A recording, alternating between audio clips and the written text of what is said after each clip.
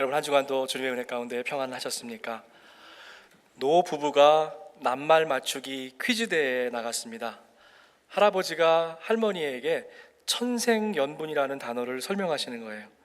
여보, 할멈, 우리처럼 오랫동안 같이 산 부부를 뭐라고 하지? 그때 할머니 대답이 이렇습니다. 이 발음이 굉장히 중요한데요.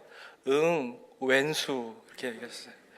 할아버지가 이 말 듣고 당황하셔가지고 손가락을 4개를 펼쳐 보이면서 아니 그거 말고 4글자로 이렇게 얘기했더니 이번에 할머니 이렇게 말씀하십니다. 진작에 얘기하지. 그거 평생 왼수. 아마도 할아버지와 할머니는 평생을 같이 사셨지만 또 한 이부자리를 덮고 사셨지만 결혼 생활에 대한 그들의 기억은 전혀 달랐던 것 같습니다.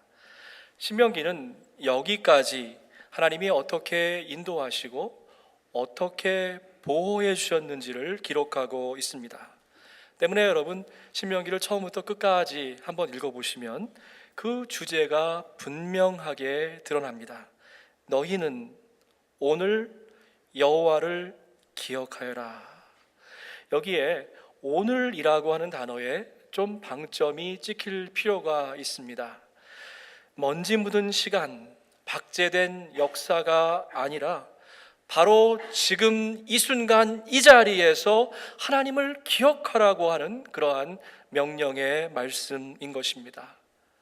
저희가 매달 첫째 주일에 성만찬을 갔는데요, 주님의 살과 피를 기억하여라, remember라고 하는 그러한 명령인 것입니다. 근데 그 remember라고 하는 단어가 참 재밌어요. 그걸 띄어읽기를 하면 어떻게 되냐면요, re라고 하는 것은 영어에서 다시 그런 말이죠. member라고 하는 것은 그렇기 때문에 다시 하나의 공동체가 되라고 하는 그러한 시간입니다. 신명기의 목적도 이것이었어요. 너희가 하나님의 자녀임을 기억하여라 라고 하는 것입니다.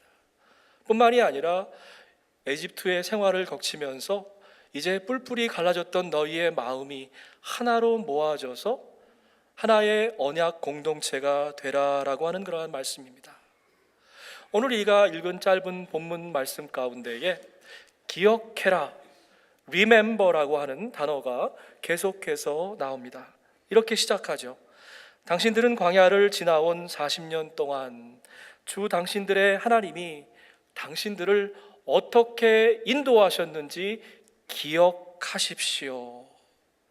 여러분, 어쩌면 이스라엘 백성들에게 그 광야의 40년 시간은요, 지긋지긋한 공간이었을 거예요. 왼수 같은 시간이었을 겁니다. 할 수만 있다면 기억에서 싹둑 잘라내고 싶은 평생 왼수 같은 시간이었을 거예요. 이제 마지막 설교를 마치고 하나님의 품에 안기게 될 노종 모세의 입술을 통해서 하나님은 분명한 메시지를 전달하고 계십니다. 너희는 오늘 여호와를 기억하여라.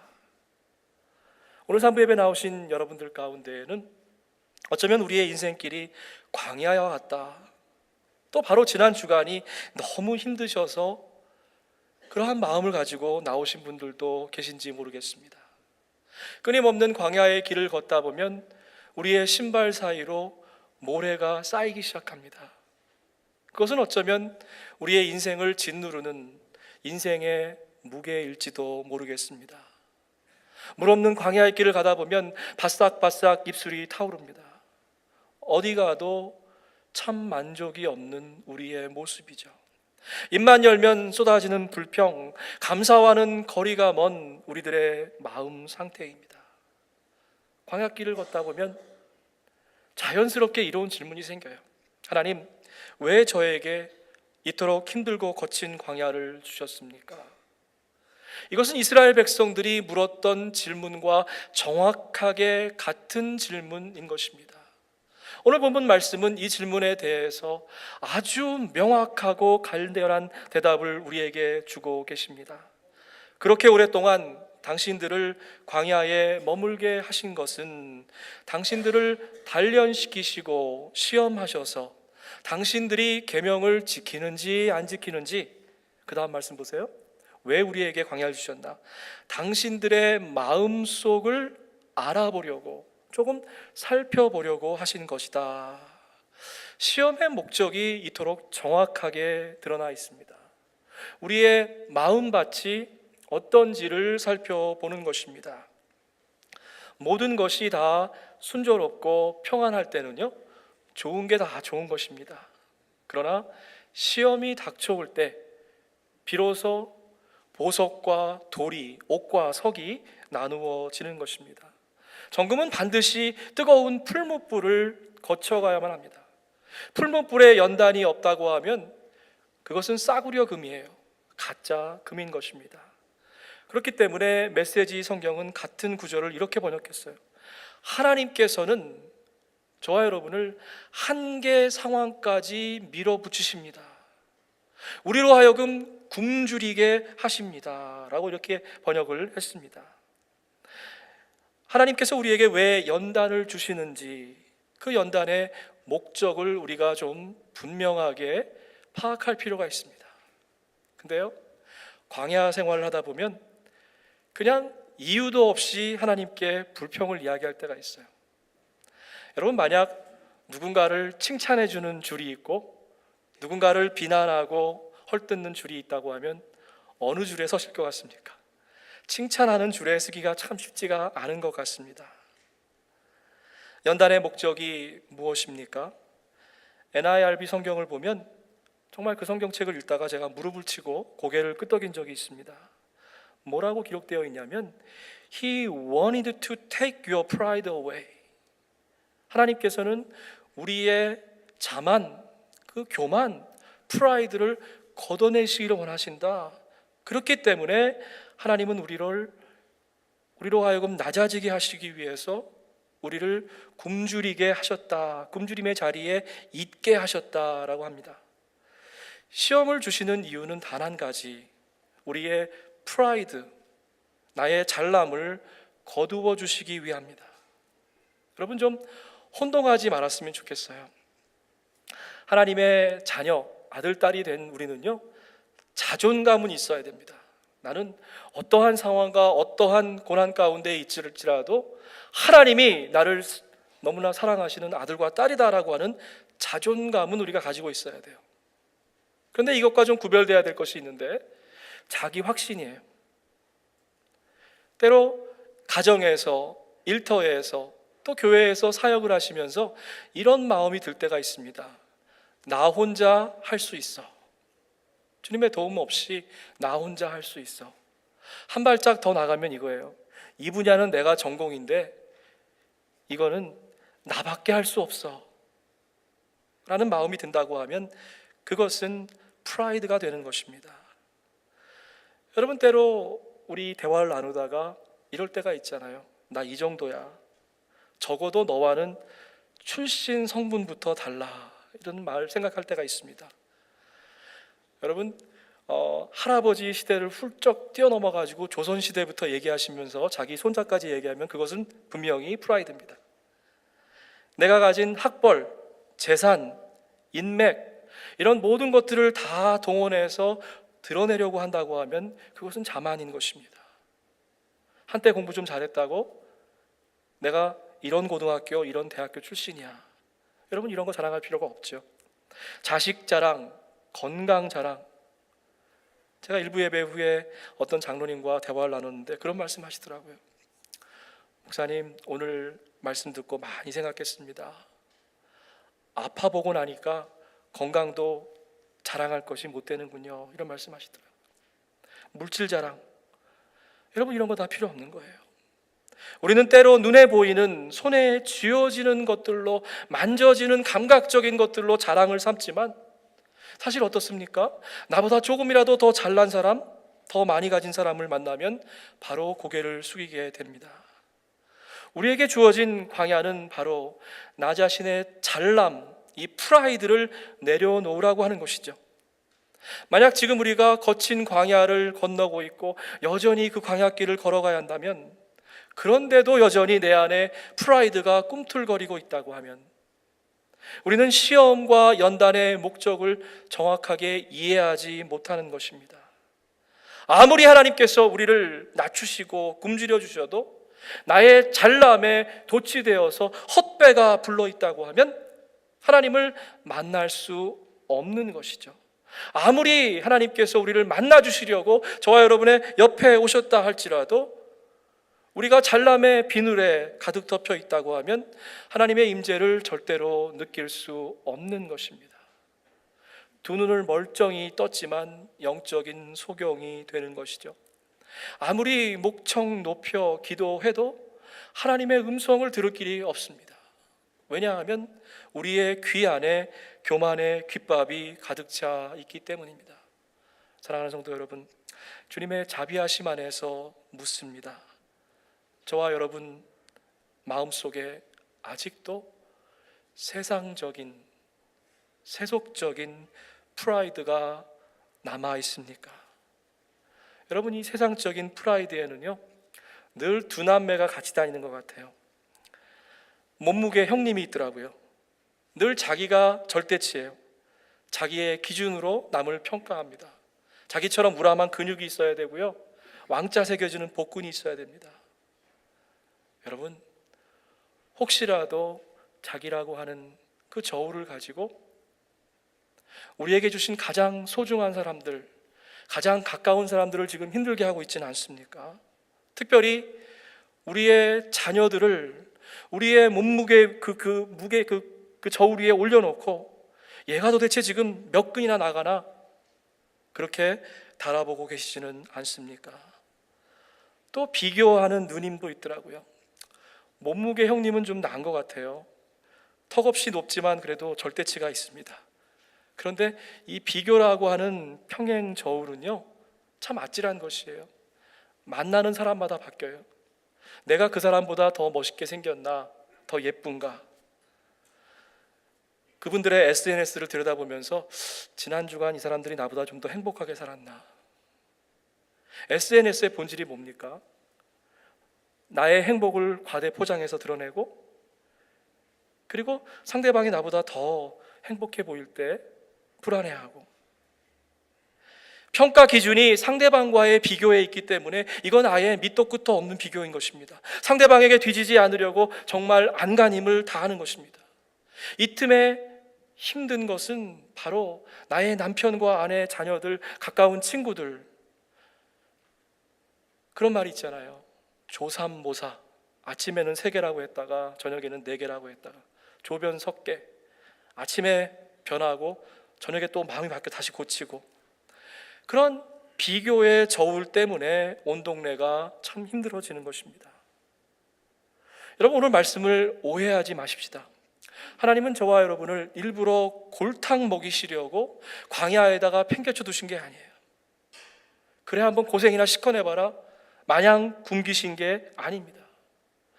이스라엘 백성이 불만으로 가득 찼던 그 이유는 하나님의 마음을 제대로 이해하지 못했기 때문에 그래요.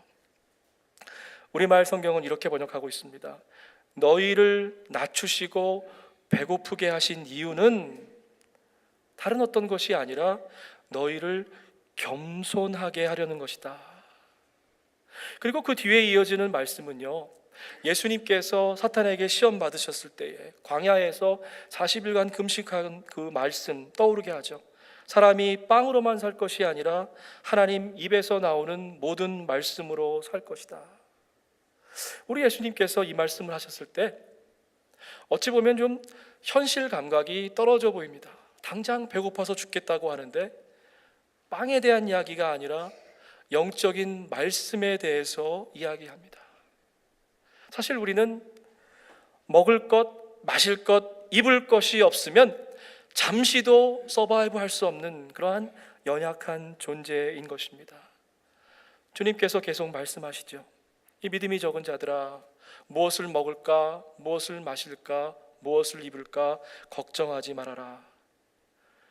그런데 이 말씀은요, 우리 주님께서 먹고 사는 문제가 중요하다, 그것이 중요하지 않다, 그걸 몰라서 하신 말씀이 아니에요. 오히려 이 말씀의 본뜻은 이런 것입니다. 인간은 부족한 존재다. 너희들은 결핍을 느낄 수밖에 없는 존재다라고 하는 것이죠. 우리가 아무리 힘쓰고 애써서 발버둥 쳐봐도 우리 영혼 안에 빈 공간이 있다고 하는 것입니다. 오늘 예배에 나오신 여러분들 가운데에 60년, 70년 그 이상 열심히 사셔서 사회적으로, 가정적으로 많은 성취를 이루셨습니다. 특별히 우리 청장년들 일터에서 커리어를 빌드업하느라고 수고 참 많으십니다. 근데 여러분 어떠세요? 우리가 아무리 애써봐도 도저히 채울 수 없는 영혼의 빈 공간이 있습니다. 그것은 하나님의 말씀이 아니고서는 채워질 수 없는, 하나님이 오시지 않고는 참 평안을 누릴 수 없는 그러한 영적인 공간이 있는 것이죠. 너희는 먼저 하나님의 나라와 그의 의를 구하여라. 그리하면 이 모든 것을 너희에게 더하여 주실 것이다. 그러므로 내일 일은 걱정하지 말아라. 내일의 걱정은 내일이 맡아서 할 것이다. 한날의 괴로움은 그날에 겪는 것으로 족하다. 여러분, 파워포인트에 나와 있는데 이 말씀을 우리가 잠시 멈춰서 좀 묵상해 보기 원해요. 우리가 당하는 어려운 일들, 광야 같은 세상을 살아가는 그것을 이기는 힘과 지혜와 능력이 저 말씀 가운데 담겨져 있습니다. 특별히 저 말씀처럼 순서와 접속사가 중요한 말씀이 많지 않은 것 같아요. 먼저, 그리하면 하나님께서 다 채워주시기 때문에, 그러므로 therefore 너희는 걱정할 것이 없다라고 말씀하십니다. 이 말씀은 다시 말해서 인생의 결핍과 하나님의 풍요를 이야기하고 있는 말씀입니다. 하나님 밖에 있는 인생은 잠깐은 성공이요 풍요 같아 보이지만 결국은 부족하고 결핍한 인생이 되는 것입니다. 하나님 안에 있는 인생은 때때로 부족해 보여도 그것이 풍요라고 하는 것입니다. 우리를 낮추시고 굶주리시는 목적은요, 우리에게 벌 주시려는 게 아니에요. 체벌하시려는 것이 아닙니다. 오늘 말씀은 분명하게 한 가지 말씀을 하고 있어요. 우리가 지금도 간직하고 있는 그 얄팍한 프라이드를 몰아내고 거기에 하나님께서 찾아오셔야겠다라고 하는 것입니다. 하나님의 말씀에 뿌리를 두고 우리의 인생이 하나님께 정초할 수 있다고 하면, 우리의 삶이 그분께 닻을 내릴 수 있다고 하면 저와 여러분은 시냇가에 심기운 나무가 되는 것입니다. 계절을 따라서 아름다운 열매를 맺게 됩니다. 여러분, 만나라는 것이 뭡니까? 그 말의 뜻이 이거예요. What is it? 이게 도대체 뭐냐? 조상들도 모르고 자기들도 한 번도 먹어본 적이 없는 이상한 것이 하늘에 내리는 거예요. 이스라엘 백성들은 힘들고 지친 광야를 걸어가서 그날의 삶이 너무나 힘들었을 겁니다. 그래서 아무 생각 없이 고난 단잠에 빠지고 눈을 비비고 일어나면 하나님께서는 그 다음날 하루를 견디고 이기고 살아갈 수 있는 자비의 만나를 내려주신 거예요.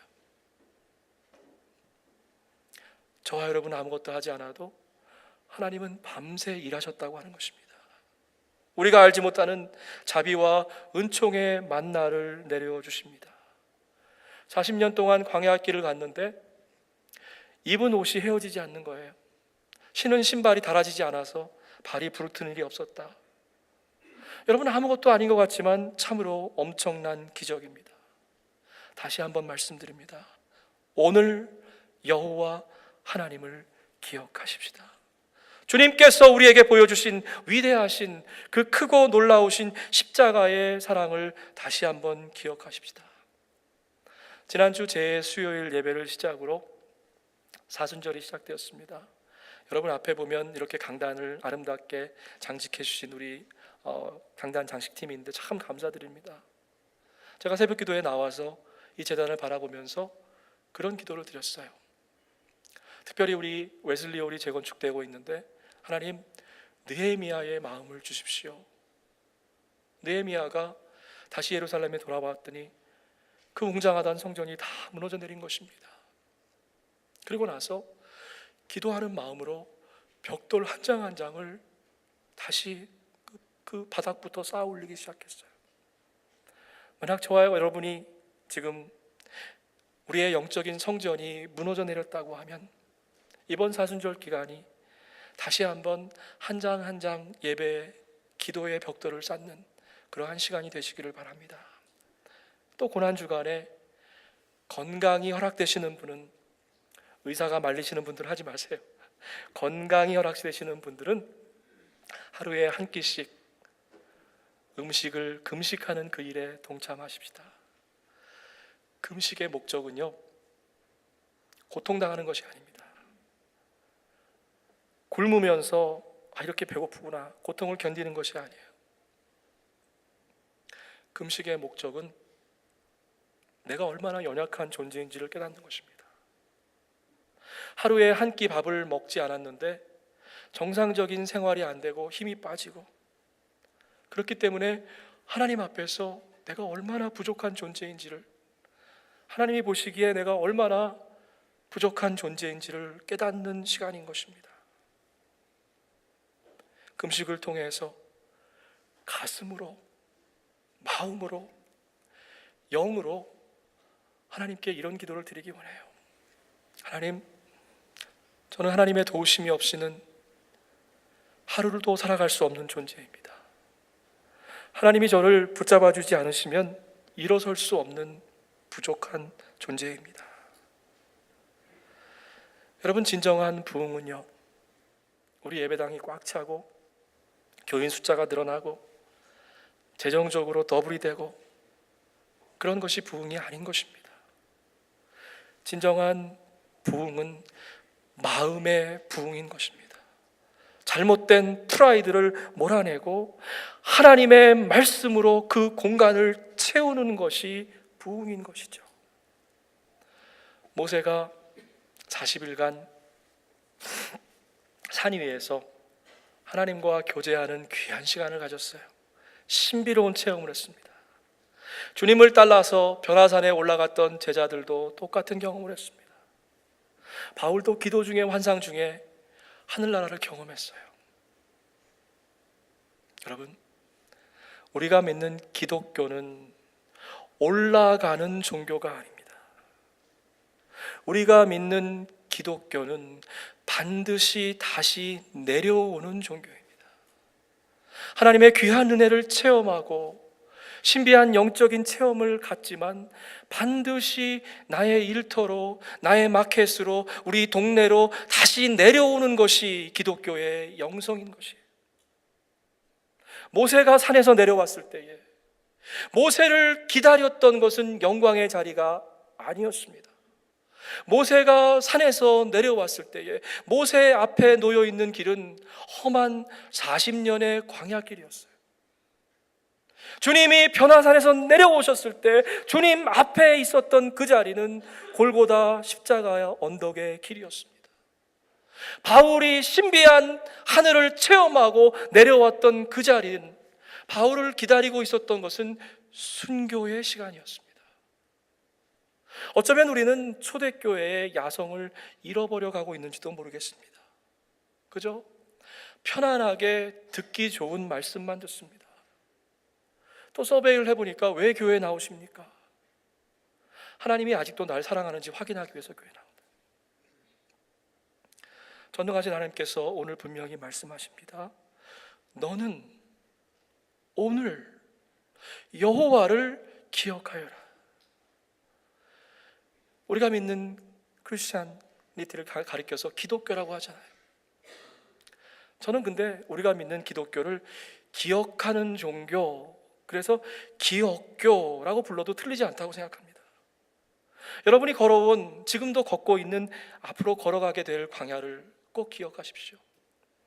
광야를 말하는 영어의 단어는 데저트예요. 그런데 거기에다가 s를 하나 살짝 넣으면 어떻게 됩니까? 디저트가 되죠. 자 보세요. 우리의 영혼의 귀와 눈을 꽉 막고요, 하나님, 내가 왜 이런 광야를 걸어야 됩니까? 광야는 정말 정말 싫습니다. 그리고 나서 내가 듣고 싶은 말씀, 나를 편하게 하는 그런 말씀만, 디저트만 따라가게 되면 어떻게 돼요? 결국은 영혼의 당뇨병에 걸리는 것입니다. 기도로 운동해야죠.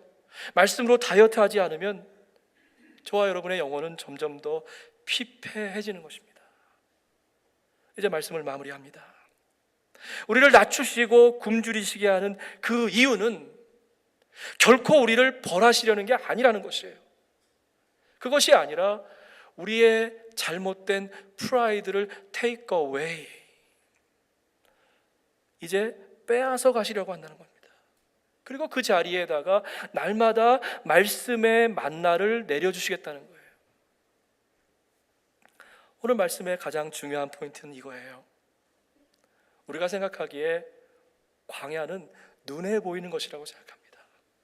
배고픈 자리, 목마른 자리, 너무나 힘들고 어려운 현실, 그래서 주저앉고만 싶은 그 자리, 그것을 우리는 광야라고 정의하죠. 그런데 광야의 진짜 데피니션은 그것이 아니에요. 눈에 보이는 것이 아니라 지금 내 속마음이 어떤가. 아까 말씀하셨잖아요. 너희의 속마음을 알아보기 위함이라. 영적인 상태에 대해서 이야기하는 것입니다. 영적인 프라이드. 우리 교회는 이 정도면 돼. 60년이 넘게 워싱턴 지역의 장자교회. 영적인 교만과 잘맘으로 가득 차 있던 그 상태가 바로 광야라고 하는 것입니다. 저와 여러분에게 자신감을 주고 다른 이들과 견주어서 이거는 내가 뒤처지지 않아, 그거를 좀 내려놓으라는 거죠. 영적으로 배고플 때요, 사실 내가 지금 굶주려 있구나, 내 영혼이 아프구나, 그것만 알아도 돼요.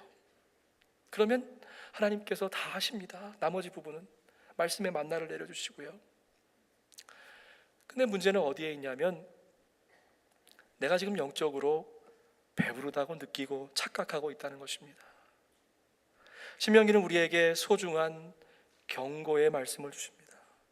여러분은 먹고 싶은 것을 마음껏 먹으며 여러분에게 좋은 땅으로 주신 여러분의 하나님을 찬양하게 될 것입니다.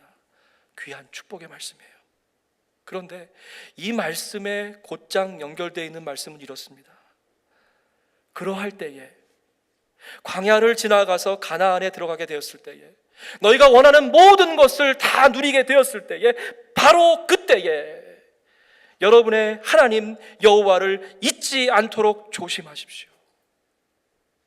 광야의 길을 갈 때에도 여호와를 기억해야 되지만 광야를 벗어났다고 착각하는 그 순간에도 여호와를 기억해야 된다라고 말씀하는 것입니다. 말씀을 배불리 먹을 때가 더 조심해야 될 때입니다. 하나님의 말씀은요, 잘 먹기만 하면, 골고루 먹기만 하면 아무런 문제가 없어요. 그런데 광야, 데저트는 요리조리 피하면서 달콤한 후식, 디저트, 그것만 쫓아다니면은요 100% 개런티, 여러분 배탈 나게끔 되어 있습니다. 여러분의 광야를 오늘 기억하십시다.